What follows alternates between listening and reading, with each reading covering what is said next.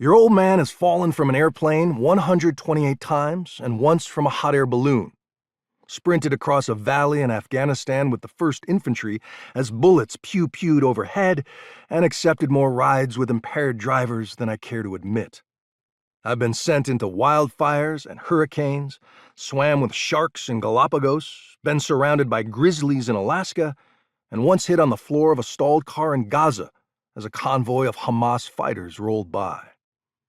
In each of those moments, exhilaration flooded fear, and if I ignore the prices paid by the less dumb lucky around me, these memories feel like adventure.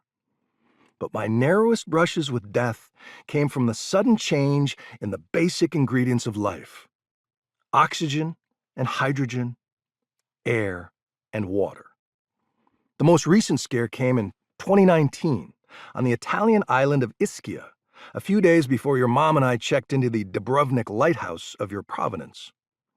"There's a little arch next to that hole in the rock," our captain said as he pointed to the shoreline cliffs. We'd hired his boat for a languid cruise, dropping anchor here and there in perfect little bays. "If you swim under it, you'll find an interesting grotto," he said. We dove in without masks, fins, or flotation. First mistake. Then, with a bloodstream full of boat drinks, second mistake, I did a 100-yard crawl toward the cliff face. Without checking to see if your mom was behind me, that's right, third mistake, I took one big breath and plunged into the first submerged passageway I could find. The entrance was about the length and width of a school bus, and swimming through, I thrilled with the thought of emerging into a magical cavern of shimmering light. But that idea turned to terror as my head bonked into the rock ceiling, inches above the waterline. Wrong grotto. I could try to breathe from the pocket of air between water and rock, but the waves were too choppy and the light too dim for me to judge the wisdom of that option.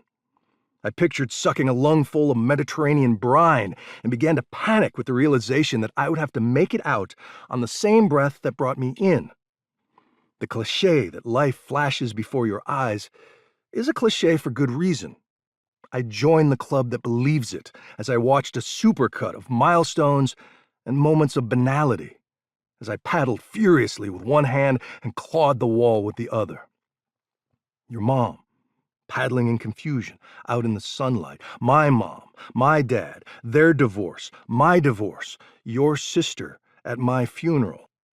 Then my vision began to close, like looking through a paper towel tube, just like it did on that media flight with the Thunderbirds when the F-14 took a 9G turn and my blood was centrifuged into my legs, and at the end of the tube I saw Olivia hiking your old man's ashes up Mount Sopris and...